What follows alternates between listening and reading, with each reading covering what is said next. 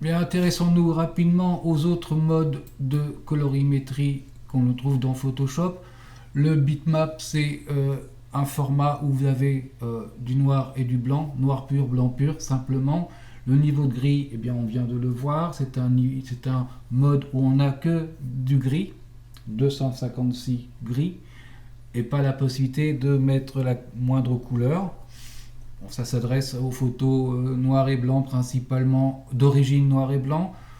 Euh, la bichromie, ben, on a deux couleurs, ça, voilà, ça, vous voyez que de toute façon, si je clique dessus, ça ne change rien à mon image. Les couleurs indexées, ben, c'est 256 couleurs, donc là si je clique, eh bien on me dit, voulez-vous les 250, voilà, 256 couleurs, forcer le noir et blanc ou garder de la transparence. En fait, là on est dans un format couleur très allégé, comme pour le web. Ensuite, le dernier format intéressant, c'est le CMJN. Donc là, si je convertis en CMJN mon image, je m'aperçois que j'ai plus trois couches, mais quatre, le cyan, le magenta, le jaune et le noir. Le CMJN est le mode colorimétrique de l'impression. Donc, on dit que le RVB est un mode additif. Effectivement, on part du noir, l'absence de lumière, hein, c'est le noir. Le noir étant l'absence de couleur, on va lui ajouter trois couches, le R, le V et le B, rouge, vert, bleu, avec des différences en fonction de la lumière qui pénétrera ces trois couches.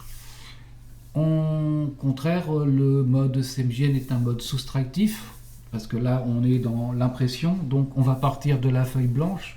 Le blanc par définition est la réunion de toutes les couleurs, donc pour obtenir d'autres couleurs, toutes les nuances de couleurs, hein, eh bien on va jouer sur les couches cyan, magenta, rouge, jaune et noir pour enlever certaines couleurs à certains endroits du blanc en fait. Voilà.